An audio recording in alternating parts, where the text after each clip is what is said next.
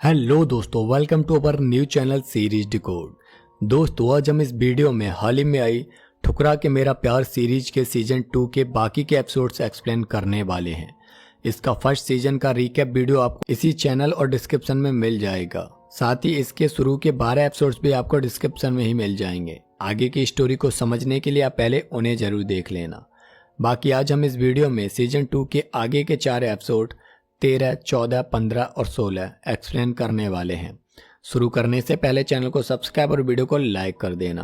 तो चलिए बिना किसी देरी के सीरीज शुरू करते हैं।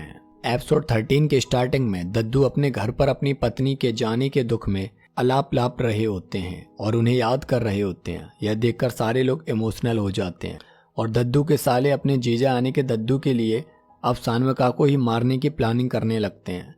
दूसरी तरफ कुंवर प्रताप अपने बड़े भाई के जाने से दुखी होता है कि तभी सान्विका उसे कॉल करके सांत्वना देती है और उन्हें यकीन दिलाती है कि उनके इस अकेलेपन में वो उनके साथ है।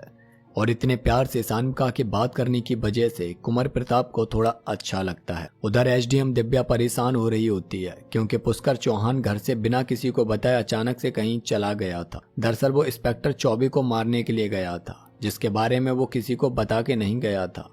अब जब पुष्कर घर आता है तो दिव्या उस पर बहुत गुस्सा करती है और अपने लिए इतनी केयर देखकर पुष्कर उसे गले से लगा लेता है और वादा करता है कि आज के बाद वो उसे बिना बताए कहीं भी नहीं जाएगा। यहाँ पर एक हिट मूवमेंट क्रिएट होता है और वो दोनों एक दूसरे को किस करने लगते हैं। अब आगे पिंटू कुलदीप को अपने पुराने घर के बाहर की सीसीटीवी फुटेजेस दिखाता है, जिसमें जब सान्विका और कुलदीप मिले थे तो दद्दू ने उन्हें चुपके से देख लिया था और इसकी सीसीटीवी फुटेजेस पिंटू को मिल गई थी। पर कुलदीप इसको लाइटली ही लेता है क्योंकि वो जानता था कि डीएम को मरवाना दद्दू के लिए इतना भी आसान नहीं है। पर फिर भी वो अपने घर की सिक्योरिटी बढ़ाने के लिए कहता है और उसे सान्विका की ज़्यादा फिक्र हो रही थी। अब तो दद्दू को उनके प्यार के बारे में सब कुछ पता जो चल चुका था और इसीलिए वो नेक्स्ट डे सान्विका को अपने ऑफिस मिलने के लिए बुलाता है और तब सान्विका बुर्खा पहनकर उससे मिलने आती है, जहां पर कुलदीप वो ही दद्दू वाली सीसीटीवी फुटेजेस उसे दिखाता है, जिसे देखकर सान्विका डर जाती है। पर कुलदीप उसे यकीन दिलाता है कि वो उसे कुछ भी नहीं होने देगा। पर यहाँ पर कुलदीप इसीलिए थोड़ा सा परेशान था कि ये सब पता होने के बाद भी दद्दू उसके साथ अच्छा बनने का नाटक कर रहा था। उधर सिंह दद्दू से कहता है कि वो कुलदीप को रास्ते से हटा क्यों नहीं देते, पर दद्दू उसे समझाता है कि वो कुलदीप को सान्विका से हमेशा के लिए दूर करके अपनी बेटी माला का गुलाम बनाकर उसे रखेगा। दद्दू कुलदीप को बर्बाद करना चाहता था, मारना नहीं। दूसरी तरफ पुलिस को इंस्पेक्टर चौबे की बॉडी मिल जाती है, जिसके बाद एसएसपी मिश्रा इंस्पेक्टर त्यागी से इस बात को लीक करने से मना करते हैं क्योंकि अगर ये बात लीक हो जाती तो मीडिया उनका मजाक उड़ाती कि एक पुलिस वाले अपनी ही सुरक्षा नहीं कर पा रहे हैं तो वो लोग जनता की क्या करेंगे। पर इस इंसिडेंट के बाद मिश्रा काफ़ी डरे हुए होते हैं क्योंकि जो भी मनोहर चौहान के मर्डर में शामिल था वो सब एक एक करके मारे जा रहे थे और अब अगला नंबर मिश्रा का था। इसलिए वो दद्दू को कॉल करके कहता है कि सीएम सर के ऑर्डर हैं कि मिश्रा दद्दू के दोनों सालों का एनकाउंटर कर दे। पहले तो दद्दू ये सुनकर भड़क जाते हैं, पर बाद में वो मिश्रा से एक डील के बदले अपने साले देने को रेडी हो जाते हैं। उस डील के बारे में हमें आगे पता चलेगा। नेक्स्ट सीन में दद्दू अंगद को कॉल करके उससे मिलने के लिए बुलाता है और जब वो दद्दू से जाकर मिलता है तो दद्दू से बहुत सारे पैसे के बदले उनका एक काम करने को कहता है। वो चाहता था कि अंगद पुलिस के सामने एक्सेप्ट करे कि उसने सान्विका के कहने पर दद्दू की वाइफ पूर्णिमा पर गोली चलाई थी और ऐसा करने के लिए अंगद उनसे कुछ दिन का टाइम मांगता है। पर वो तुरंत मिश्रा को बुलाकर उसे अरेस्ट कराने के लिए कहते हैं। इससे अंगद डर जाता है, पर तभी वहां पर सान्विका के कहने से कुलदीप पहुंच जाता है। कुलदीप को आता देख सिंह अंगद को एक रूम में बंद कर देता है। अब यहाँ पर कुलदीप दद्दू को आकर बताता है कि कुछ दिन पहले सान्विका ने उसे मिलने के लिए बुलाया था, पर उसकी बातें सुनकर उसे सान्विका पर से भरोसा ही उठ गया। अब वो चाहें तो सान्विका को मार भी सकते हैं, उसे उससे कोई मतलब नहीं है। और कुलदीप के जाने के बाद जब दद्दू अंगद के पास आते हैं तो वो वहाँ से भाग चुका होता है और दद्दू समझ जाते हैं कि जैसे उस दिन हॉस्पिटल में पहुंचकर कुलदीप ने पुष्कर को भगाया था, वैसे ही आज यहाँ पर आकर अंगद को भी भगा दिया। यानी वो अभी भी सान्विका के लिए ही काम कर रहा है। उसके बाद सान्विका अंगद को एक सुनसान सी जगह पर छुपने के लिए भेज देती है क्योंकि इंस्पेक्टर मिश्रा उसे मारने के लिए ढूंढ रहा था। अब पिंटू कुलदीप पर गुस्सा करता है कि उससे सीधे दद्दू को सान्विका से मिलने वाली बात बताने की जरूरत क्या थी। पर कुलदीप चिल रहता है और जब वो घर आता है तो माला उसे गले लगा लेती है, क्योंकि उसने सुन लिया था कि अब कुलदीप सान्विका से कोई मतलब नहीं रखना चाहता है। पर कुलदीप यहाँ पर माला से कुछ दिन का टाइम मांगता है कंफर्टेबल होने के लिए। दूसरी तरफ सिंह दद्दू को उनके सालों की अय्यासी दिखाता है और कहता है कि इन लोगों के पास इतना पैसा आ कहाँ से रहा है, और इसीलिए नेक्स्ट डे वो अपने सालों से कहते हैं कि कुछ दिनों में पुलिस उनका एनकाउंटर करने वाली है। अगर वो बचना चाहते हैं तो उन्हें 4 दिन के अंदर सान्विका को मारना होगा। अब क्योंकि सान्विका से ही वो पैसे आ रहे थे तो वो लोग समझ नहीं पाते कि वो क्या करें, और इसीलिए वो दोनों डिसाइड करते हैं कि उनमें से एक सान्विका को मारेगा और दूसरा दद्दू को। नेक्स्ट सीन में कुमार प्रताप सान्विका के पास आते हैं और उसे जबरदस्ती अपने करीब लाने की कोशिश करते हैं। वो अपनी ख्वाहिशों को पूरा करने के लिए कहते हैं जो कि उनकी पत्नी से उन्हें मिल नहीं पा रही थी, और यह सुनकर सान्विका कहती है कि उसे नहीं पता था कि वो इतनी ओछी बात कर सकते हैं। उसे तो लगता था कि कुमार प्रताप सान्विका से प्यार करते हैं, पर वो तो हवस के पुजारी निकले। वो उन्हें डिसाइड करने को कहती है कि उन्हें क्या चाहिए, और यह सुनकर कुमार प्रताप वहां से चले जाते हैं। उसके बाद मिश्रा दद्दू के कहने पर सान्विका की कोठी पर आता है और वहां पर अंगद को ढूंढने लगता है। साथ ही वो सान्विका को थ्रेट करता है कि अगर 4 दिन में अंगद उसे नहीं मिला तो वो सान्विका को ही अरेस्ट करके ले जाएगा दद्दू की वाइफ के मर्डर में शामिल होने के लिए। साथ ही वो सान्विका से इन सबको दबाने की रकम 10 करोड़ रुपए तय करता है, और सान्विका उसे 10 करोड़ रुपए देने के लिए तैयार भी हो जाती है। पर अगले ही दिन सान्विका अंगद के हाथों एसएसपी मिश्रा को मरवा देती है। अब एसएसपी मिश्रा के मर्डर की वजह से पूरा लॉ एंड ऑर्डर बिगड़ जाता है, और सीएम साहब डीएम कुलदीप को कॉल करके उसे सुनाते हैं कि उसके होते हुए इतने क्राइम सितारपुर में कैसे बढ़ सकते हैं, और इसीलिए वो मिश्रा मर्डर केस को इंटेलिजेंसी डिपार्टमेंट को सौंप देते हैं।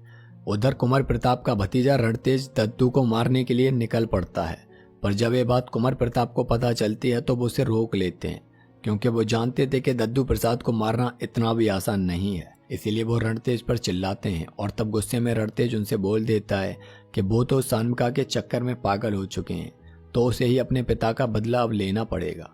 यह सुनकर कुमार प्रताप शॉक हो जाते हैं और पता करने के लिए कहते हैं कि ये सब रणतेज को किसने बताया।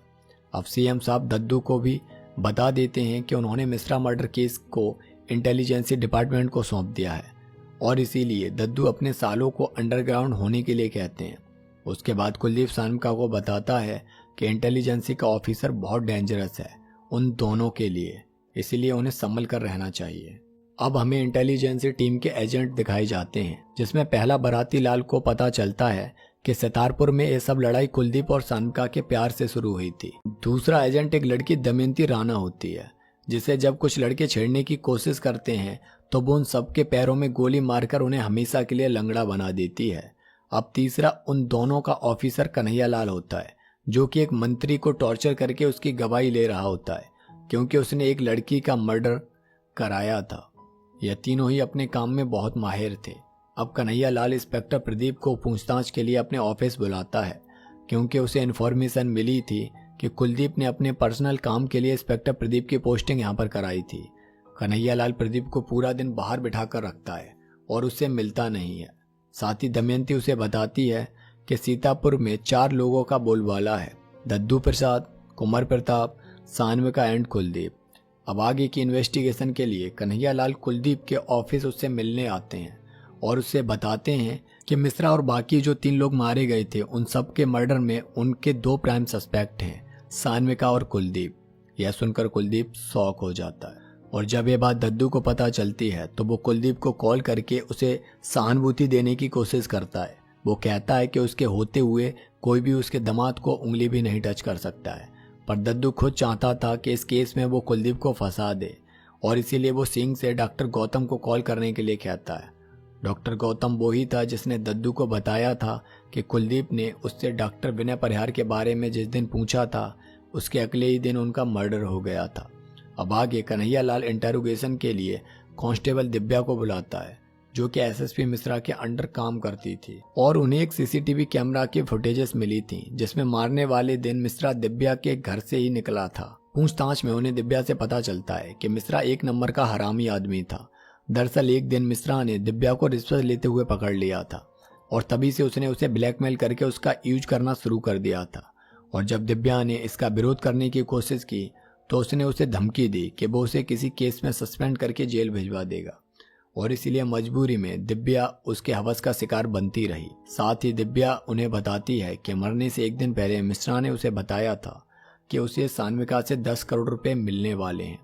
अब कन्हैया लाल और उसकी टीम डॉक्टर गौतम से जाकर मिलते हैं और वो उन्हें बताता है कि कुलदीप ने डॉक्टर विनय परिहार के बारे में उससे पूछा था और पूछने के अगले ही दिन विनय परिहार का मर्डर हो गया था और उसे लगता है कि कुलदीप ने ही उस रात पुष्कर को हॉस्पिटल से भगाने में हेल्प की थी। अब प्रदीप का नंबर स्विच ऑफ जा रहा होता है, इसीलिए कुलदीप अपने पीए से उसे ढूंढने के लिए कहता है क्योंकि वो जानता था कि प्रदीप को कुलदीप के बारे में बहुत कुछ पता है। कुलदीप का पीए प्रदीप को कॉल करता है तो वो बताता है कि इंटेलिजेंसी वाले उसके पीछे पड़े हुए हैं, इसीलिए वो यहाँ से सबको छोड़कर अपने गाँव जा रहा है। पर कन्हैया लाल की टीम उसी ऑटो में होती है और उसे पकड़ लेती है और उससे सारा सच बताने के लिए कहती है। और तब प्रदीप उन्हें बताता है कि कुलदीप को उसने उन लोगों की लिस्ट निकाल कर दी थी जो कि सान्विका के पिता मनोहर चौहान के मर्डर में शामिल थे और इसके अलावा सान्विका की सिक्योरिटी में भी उसने हेल्प की थी। यह सब जानने के बाद कन्हैया लाल सान्विका और कुलदीप के पास इंटेरोगेशन के लिए समन भेजते हैं और नेक्स्ट डे उन्हें अपने ऑफिस इंटेरोगेशन के लिए बुलाते हैं, जहां पर मीडिया की भी इस केस पर अब नजर होती है। और यहीं पर एपिसोड 16 खत्म हो जाता है। अब आगे के एपिसोड्स के कुछ विजुअल्स हमें दिखाए जाते हैं जिसमें कन्हैया लाल सान्विका से कहता है कि उसने अपने पिता की मौत का बदला लेने के लिए मिश्रा को मरवा दिया। इस पर सान्विका बोलती है कि हाँ, मैंने ऐसा ही किया और यह सब सान्विका ने कुलदीप के लिए किया था। और उसके बाद कन्हैया लाल की टीम पिंटू को किडनैप कर लेते हैं और ये बात जानकर कुलदीप पूरे शहर में नाकाबंदी करा देता है और सान्विका से पॉलिटिक्स ज्वाइन करने के लिए कहता है। और ये जानकर कि सान्विका पॉलिटिक्स ज्वाइन करना चाहती है, कुमार प्रताप उसे सीएम से सीट दिलाने का वादा करता है, पर उसके बदले वो सान्विका को अपने साथ हमबिस्तर होने की डिमांड रख देता है।